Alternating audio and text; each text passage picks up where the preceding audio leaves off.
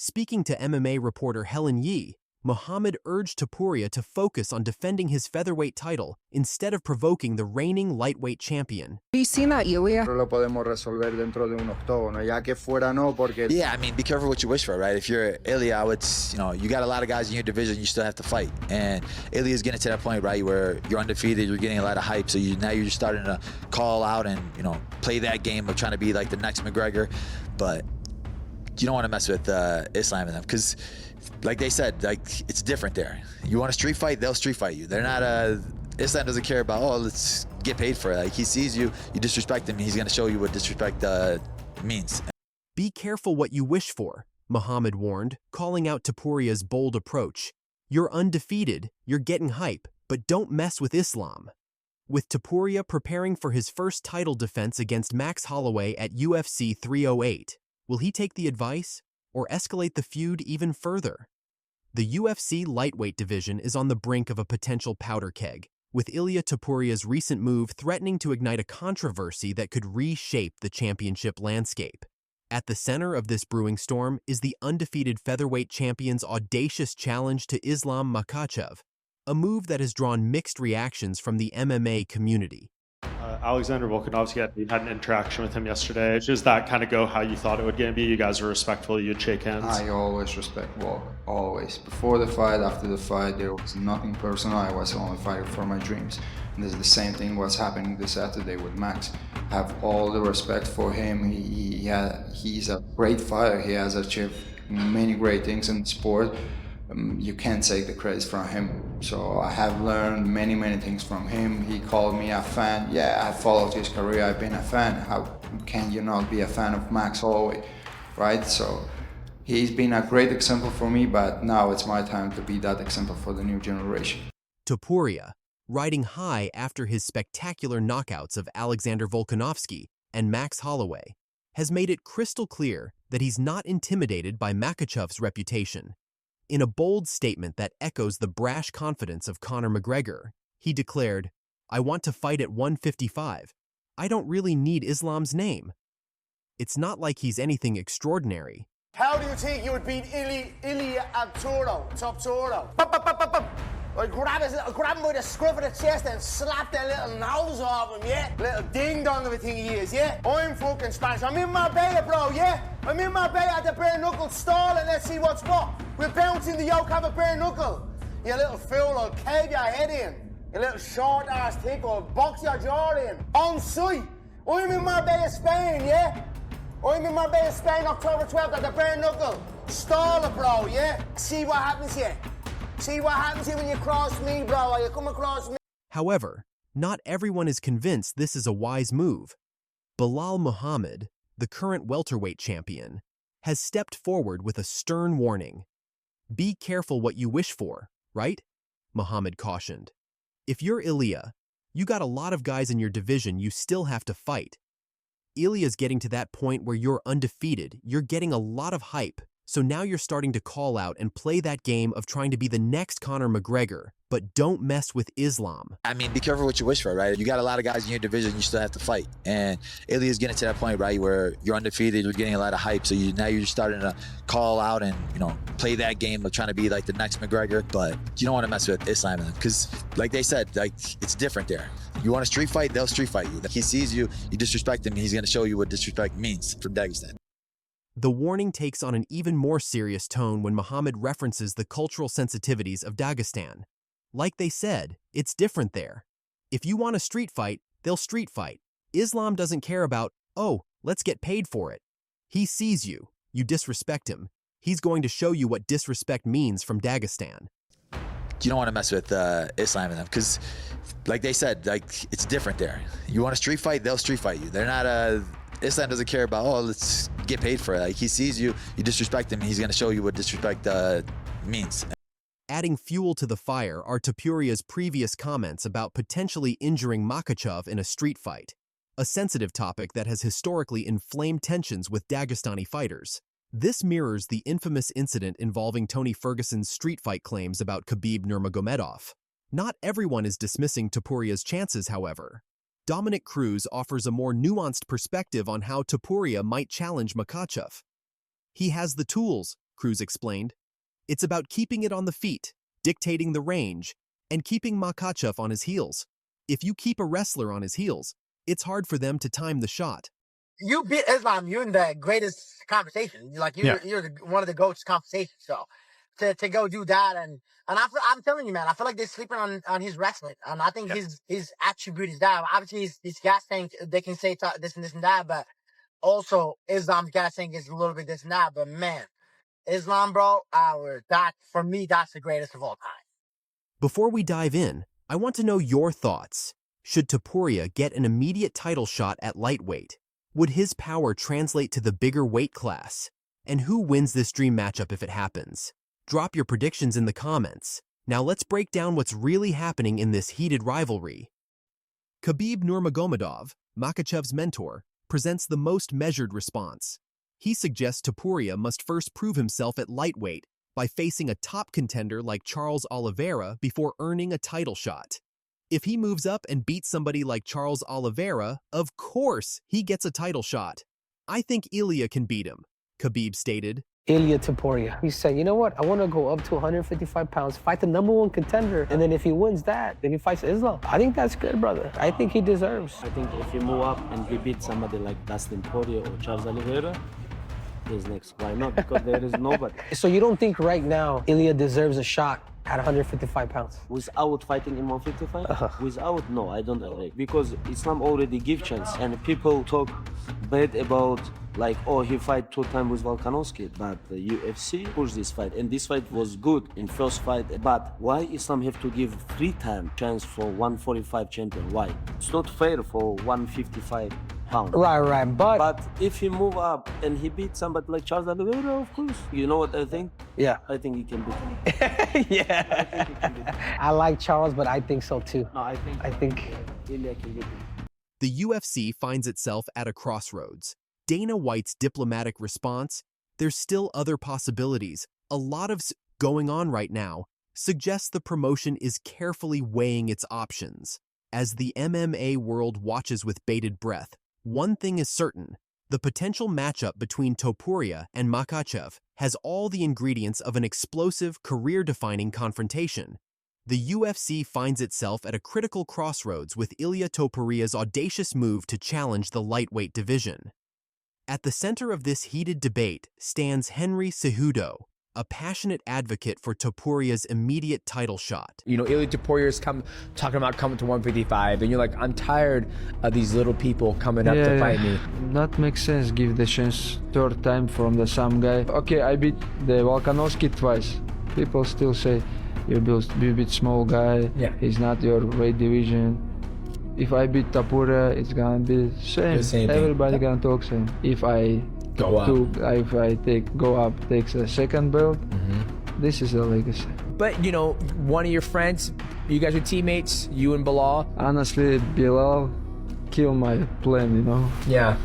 We become like close friend. We have same manager. Nobody would know what's gonna be in the future, you know.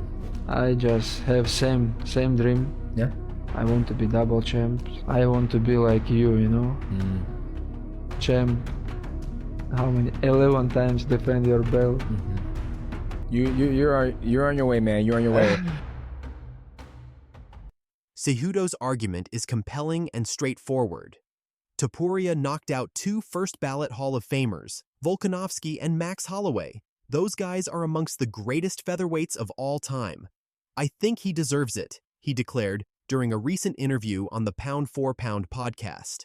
These aren't just any victories. Topuria's knockout of Alexander Volkanovski and Max Holloway represents a seismic shift in the featherweight division, positioning him as a potential generational talent. However, Khabib Nurmagomedov emerges as the voice of caution and strategic wisdom. His perspective is unequivocal and nuanced.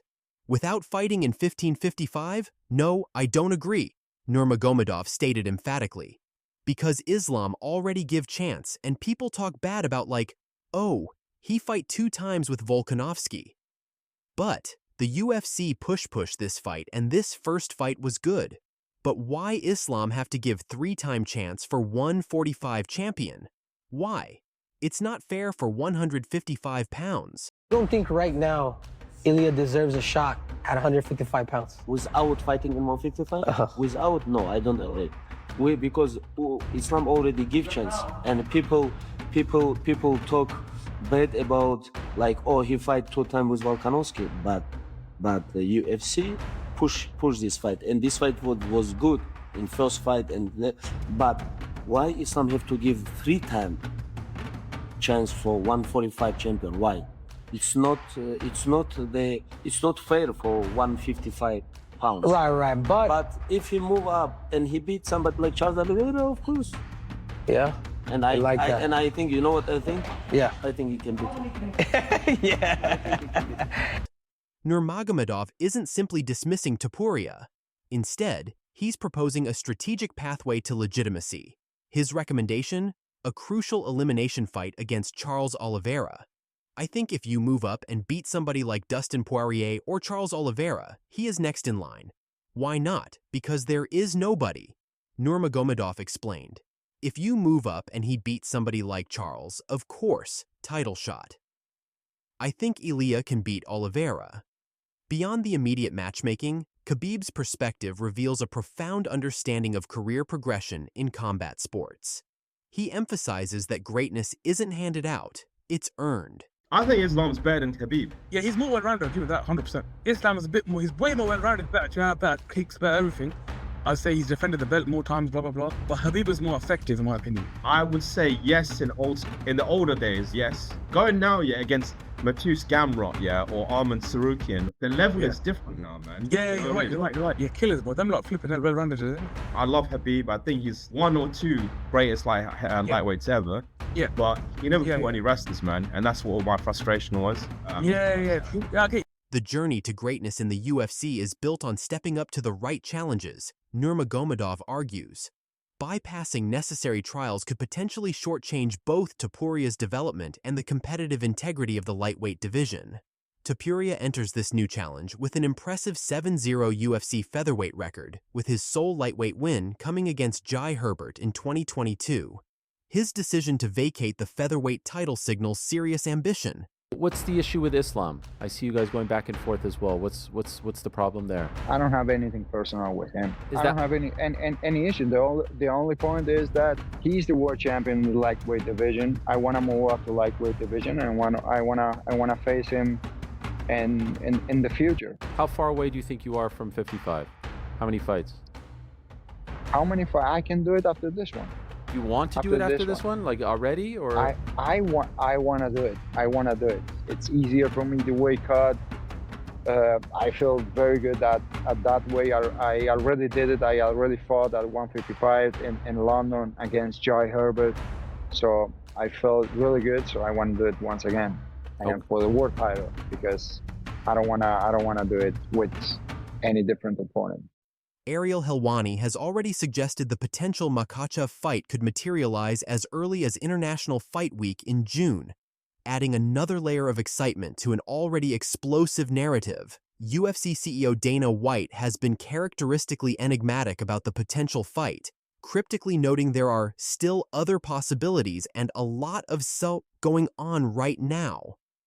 This uncertainty has only served to heighten the excitement, with a touch of humor added by bantamweight champion Merab Dvalishvili, who shared a playful meme on Instagram that perfectly captured the collective anticipation of the MMA community. With Ilia moving up to lightweight, vacating the title, is it safe to say that Ilia Islam is the fight that we're sort of working towards, or could he be fighting? There's still other possibilities. There's a lot of shit going on right now. Did he vacate the belt, or did you guys say, if you're moving to lightweight, then we don't want to hold up the featherweight division? No, he did that. He said, I've done everything I can do here. I'm ready to move up, and he vacated it. He said, I shouldn't be holding up anybody's opportunities. I respect when guys do that. Diego Lopez said in an interview that the UFC are going to try and stop double champs from happening. Is that something you'd rather see guys actually vacate rather than try and do both? Okay, listen, if there's a guy that thinks he can do it and wants to defend both belts, I would have no problem with it.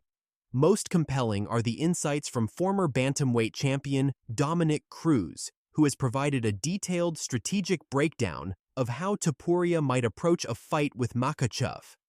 In a revealing interview with Helen Yee, Cruz argued that Topuria has the tools to challenge the seemingly invincible champion. His technical analysis suggests a specific approach: keeping the fight on the feet, dictating the range, and critically, keeping Makhachev moving backward. Cruz emphasizes the wrestling principle that backward movement typically results in point deductions, indicating that Topuria's striking and takedown defense could be crucial in disrupting Makhachev's typical dominance.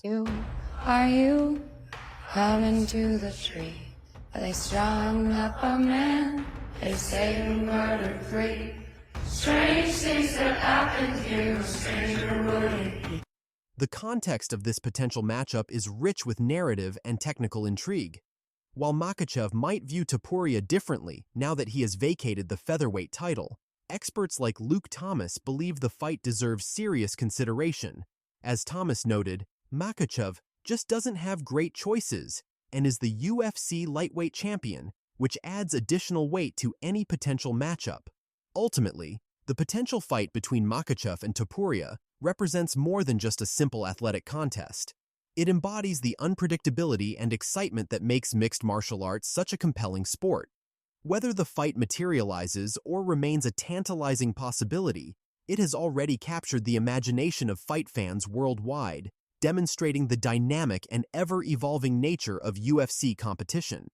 Fighting Alexander Volkanovski, who at the time was #1 pound for pound. Islam's 2, Alex is 1. Islam beats him. And then we had this weird, Alex and Islam was #1 pound for pound. And Islam was like, wait, give me what you said I was going to get. The world then said, why do you want that? You beat a 45 pound. Then he was supposed to fight Charles Oliveira. Oliveira gets hurt, in jumps Alexander Volkanovski. He beats him. The world goes, well, you didn't do anything. You just beat a featherweight. That right there is what makes me feel if he said no to the fight. Because then you have Islam Makhachev that has beat Charles for the belt. He beat Volkanovski, Dustin Poirier, Bunny Moicano. 5 title fight defense. 3 of them will be against featherweight. And that's a wrap on this heated rivalry. Will Ilia Topuria take Belal Muhammad's warning seriously, or will he push forward and challenge Islam Makhachev?